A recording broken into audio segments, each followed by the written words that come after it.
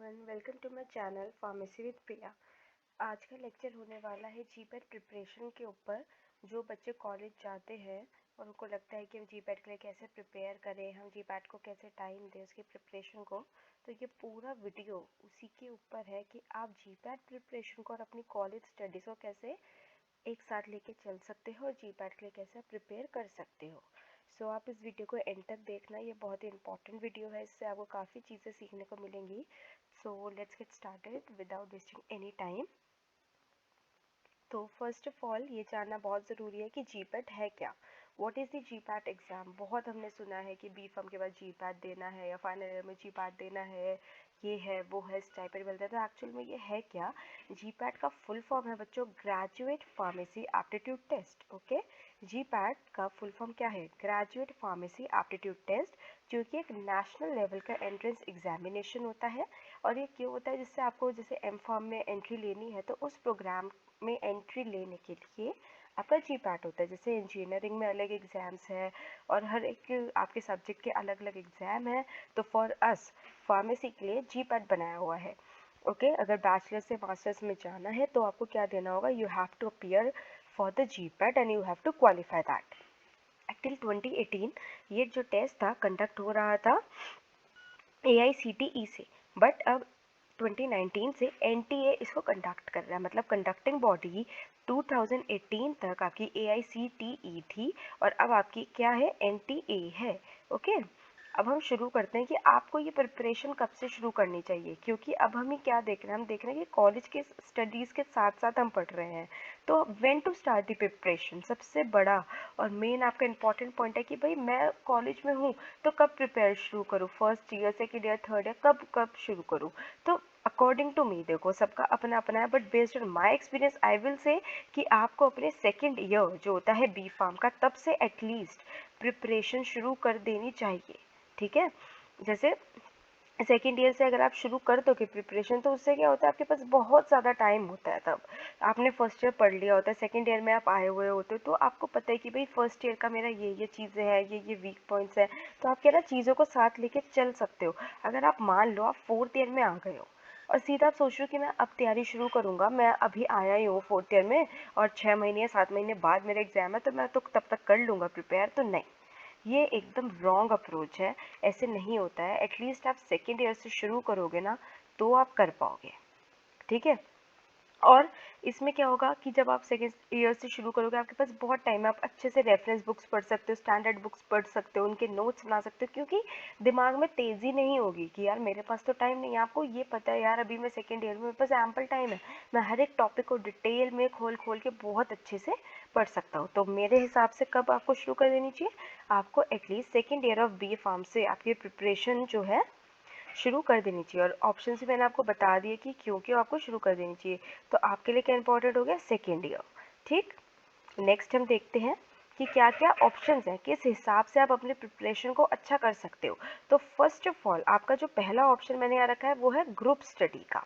Group study से क्या होता है ना बच्चों, बहुत फ़ायदे होते हैं। सबसे पहले तो आप एक ग्रुप बना लो। ठीक है, ग्रुप स्टडी भी बहुत तरीके से हो सकती है। मान लो आपने 5-6 बच्चों का एक ग्रुप बनाया, एक टॉपिक आपने डिसाइड कर लिया जैसे फार्माकोग्नोसिकोलॉजी किसी का भी, और उसको फिर आपने डिस्कस किया अपने फ्रेंड्स के साथ। ठीक है, एक तो हो गया ये तरीका जो मैंने यहाँ पे लिखा हुआ है। दूसरा तरीका बच्चों आपका होता है कि आप जैसे 5-6 का ग्रुप है तो हर एक बच्चा सोच ले कि भाई मैं इस पे दूंगा, मैं इस पे करूंगा, मैं इस पे प्रिपेयर करूंगा। उससे क्या होगा कि एक बार में 5-6 टॉपिक्स कवर हो गए और 5-6 टॉपिक्स आपको समझ भी आ जाएंगे। क्योंकि मान लो XYZ आपके फ्रेंड्स हैं, तो एक्स को बोलो तू ये प्रिपेयर कर, वाई को बोलो तू ये प्रिपेयर कर, फिर एक एक करके वो आपको एक्सप्लेन करेंगे, करेंगे तो आपको चीज़ें समझ आएंगी और नोट्स भी मिलेंगे। तो ये जो चीज़ है ना, ग्रुप स्टडी से कम टाइम में आप कम टाइम में ज़्यादा चीज़ें पढ़ रहे हो। क्या कर रहे हो आप, कम टाइम में ज़्यादा चीज़ें पढ़ रहे हो। वेयर एज अगर मैं ग्रुप स्टडी ना बोलूँ और मैं बोलूँ कि कोई बच्चा इंडिविजुअल स्टडी कर रहा है तो इंडिविजुअली वो कितने टॉपिक कवर कर लेगा, 1 2 3 मैक्सिमम। पर अगर वहीं उसका 6-7 बच्चों का ग्रुप है तो वो ज़्यादा टॉपिक कवर करेगा। तो अब आपको ग्रुप स्टडी के लिए क्या करना है, क्योंकि कॉलेज में हो आप already, friend circle and all सब कुछ बहुत अच्छा है, तो सबसे पहले अपना ग्रुप फॉर्म करो, फिर decide one topic and discuss among your friends, या फिर each group member can study individual topic and then explain them one by one. Okay, तो ये हो गया आपका फर्स्ट पॉइंट ग्रुप स्टडी का। दूसरा जो बहुत इंपॉर्टेंट पॉइंट है वो है एमसीक्यूज सॉल्व करना। ठीक है, एमसीक्यू क्या होता है? आपके मल्टीपल चॉइस क्वेश्चंस।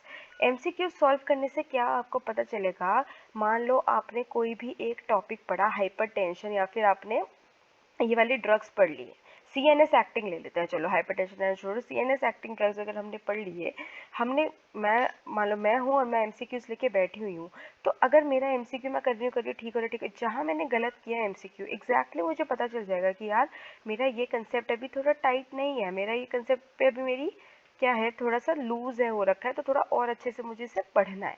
तो आपको ये चीज़ समझ आ जाती है। You can access your level of progression. Obviously आप अपना लेवल ऑफ प्रोग्रेशन भी देख पाओगे ना, कि पहले मैंने इतना पढ़ा था, अब मैंने इतना पढ़ा है, तो ये मेरा फ़र्क पड़ा है, मेरी इतनी प्रोग्रेस हुई है। Your mind always answers better when question by paper than self questioning.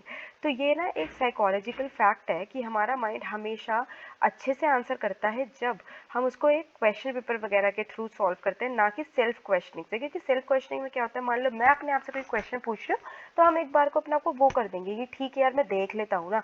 पर अगर एमसीक्यू आप वहीं पे सॉल्व कर रहे हो, तो एमसीक्यू में ऐसा आप नहीं देख सकते, सीधा आपको क्या करना है, सीधा आपको लास्ट में आंसर्स देखने हैं। तो इसलिए तब ज़्यादा ना आपकी प्रोबेबिलिटी होती है कि आप बेटर आंसर करोगे। You know and examine your strength and weakness. Obviously हम अपने स्ट्रेंथ और वीकनेस भी पता चलेंगे कि भाई ये वाला टॉपिक मैं अच्छे से दे पा रही हूँ और ये वाला टॉपिक मैं अच्छे से नहीं कर पा रही हूँ।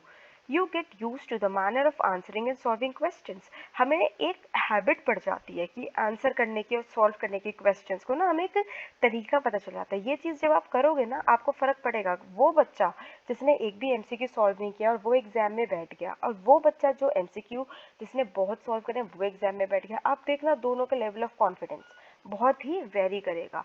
ठीक है, तो इसलिए इससे क्या होता है कि आपका ना एक पैटर्न सा बन जाता है।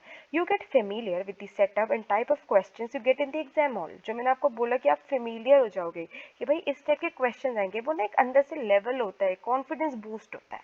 You learn time management and exam hall temperament maintenance. Right, देखो भाई टाइम जो है आपके लिए बहुत इंपॉर्टेंट है, एग्जाम में भी और अब भी। ऐसा तो है नहीं ना कि आपका एग्जाम चलता ही रहेगा चलता रहेगा, भाई एक फिनिट टाइम के लिए एग्जाम होता है। तो एमसीक्यू सॉल्व करने से आप एक टाइम मैनेजमेंट वगैरह सीख जाते हो, एग्जाम हॉल का जो माहौल होता है उससे फेमिलियर हो जाते हो। वो जो प्रेशर बिल्डअप होता है, वो अगर आप पहले ही घर पे ही ये चीज़ें कर लो, बिल्कुल वैसा ही इन्वायरमेंट बना के, तो क्या होता है, आप तब लेस एंशियस होगे अपने एग्जाम वाले दिन।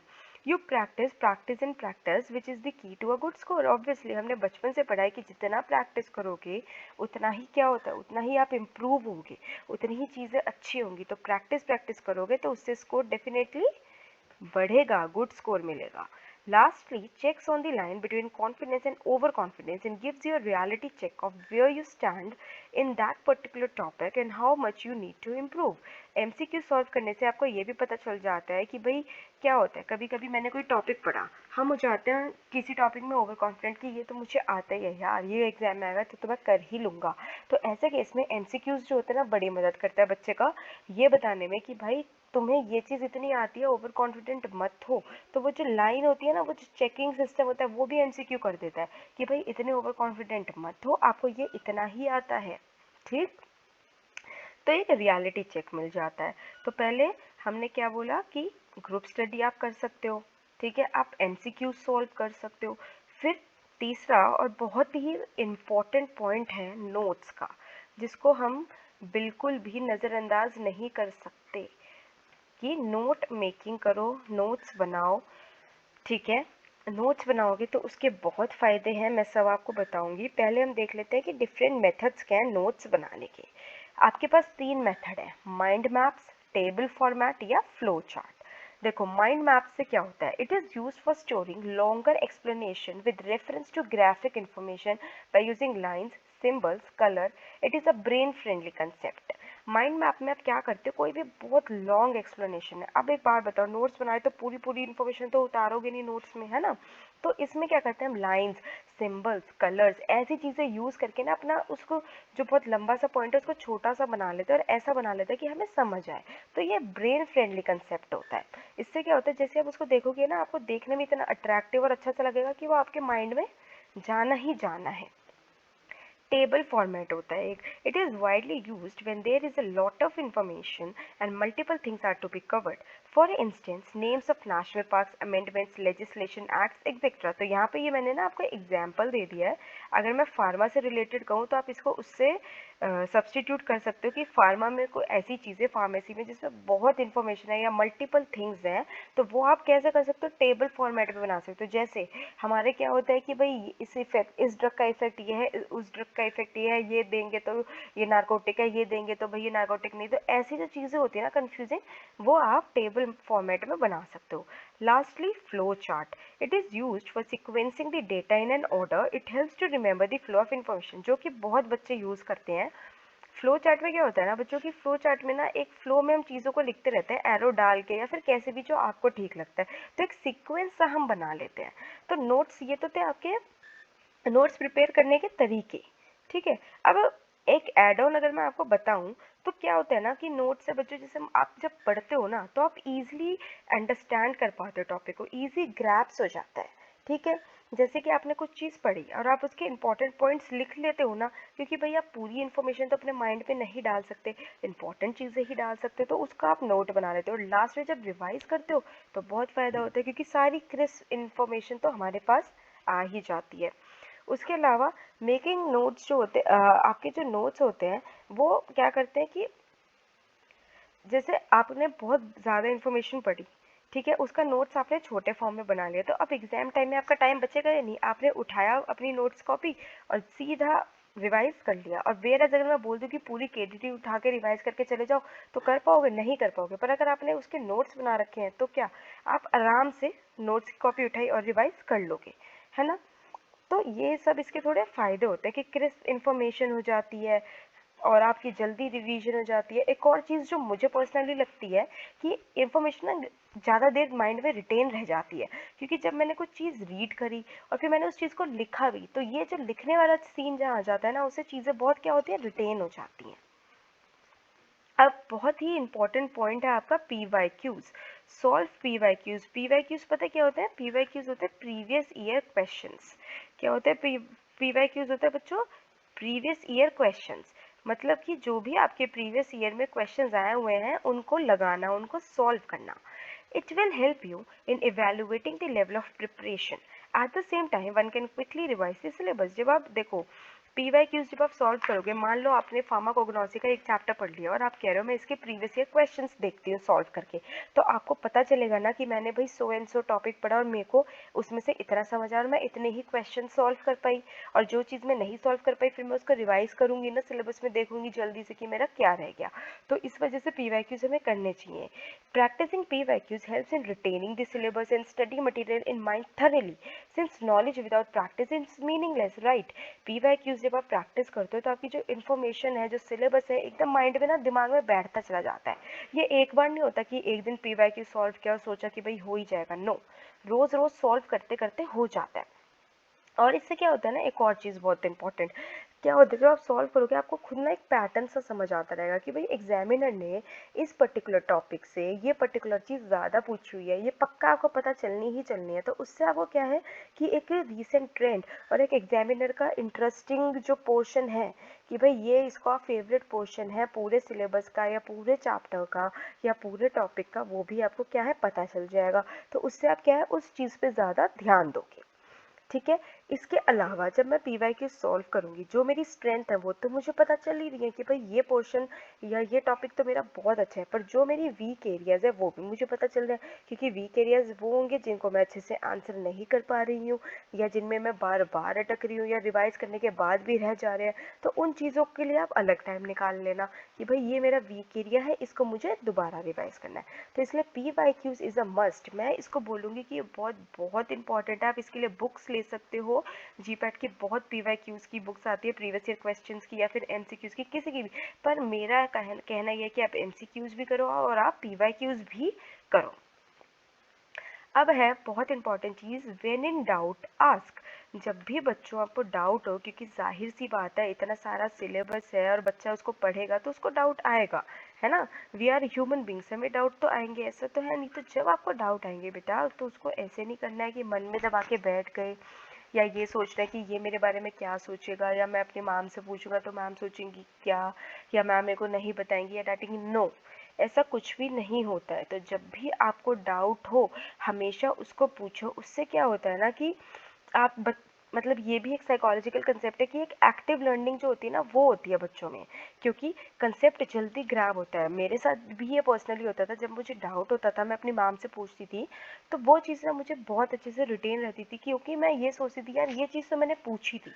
ठीक है, when a teacher or an expert solves doubts there is more to it than just doubt resolution obviously। जब भी आप अपने टीचर को पूछोगे ना बेटा तो वो आपको हमेशा 3-4 पॉइंट्स एक्स्ट्रा ही बताएगी या बताएगा। ये नहीं आपने एक चीज़ पूछी तो वो वहाँ पे नहीं रुकेगा, वो उससे रिलेटेड ना आपको बहुत चीज़ें बता देंगे। तो इससे क्या होता है ना कि आपका वैल्यू एडिशंस होती हैं। जैसे आपको बताएंगे कि भाई इस न्यूमेरिकल को ऐसे सॉल्व करो, इसका ये शॉर्टकट है, इसका ये निमोनिक है। ठीक है, इसके अलावा जब आप इसके और भी ट्विन बेनिफिट्स होते हैं, जैसे कि एक तो it clarifies a concept for the student and on the other it helps the teacher access the level of understanding the student has of the concept। Teacher को भी पता चल जाता है कि भाई इस बच्चे को इस कंसेप्ट का इतना पता है और बच्चे का भी कंसेप्ट क्लियर हो जाता है। ठीक है, और वही जो मैंने आपको बोला कि by asking doubts they become better at absorbing processing applying and analysing knowledge. तो हमेशा ना हमेशा पूछो, जब भी डाउट हो उसको पूछो। एक ये मेरा मंत्र है, मतलब कि ये मैं फॉलो करती थी। Study early morning before going to college, ये बच्चों मैंने पर्सनली बहुत किया है। मैं अपने बी फार्म में अपनी जब जीपैट की तैयारी कर रही थी तो मैं सुबह भी पढ़ के जाती थी। सुबह पढ़ने से क्या होता था ना, एक तो मेरा टाइम बहुत यूटिलाइज होता था, मैं थोड़ा टाइमली उठती थी, अपना जो भी करना है उसके बाद पढ़ाई लेके बैठ गए और फिर कॉलेज निकल गए, तो उससे टाइम बहुत बचता है। क्योंकि आके इतनी थकान हो जाती है लेक्चर्स वगैरह लेके कि आपका माइंड फ्रेश नहीं रहता है। तो उस समय मैं सारे अपने टफ कंसेप्ट या वो कंसेप्ट जो मुझे नहीं समझ आ रहे हैं अदरवाइज वो लेके बैठ जाती थी। तो फ्रेश माइंड होता था, एकदम चीज़ें समझ भी आती थी और मेरा शेड्यूल भी डिस्टर्ब नहीं होता था, क्योंकि रात की नींद भी पूरी हो जाती थी। तो हमेशा मैं ऐसी ही रही हूँ, नाइट आउल तो मैं कम ही रही हूँ, मैं सुबह ही ज़्यादा पढ़ती थी।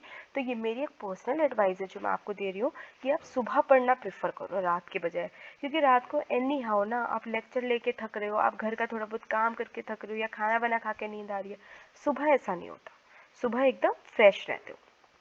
इसके अलावा visit library in free time. Yes, देखो हमारी लाइब्रेरी में ना बहुत अच्छे अच्छे बुक्स होते हैं, स्टैंडर्ड बुक्स होते हैं, और हमेशा ना नोट्स उन स्टैंडर्ड बुक्स से ही बनाओ जिससे आपकी नॉलेज और शार्प हो, है ना। और नोट्स बनाओगे तो आपका क्या होगा, रिवीजन वगैरह भी अच्छे से कर पाओगे।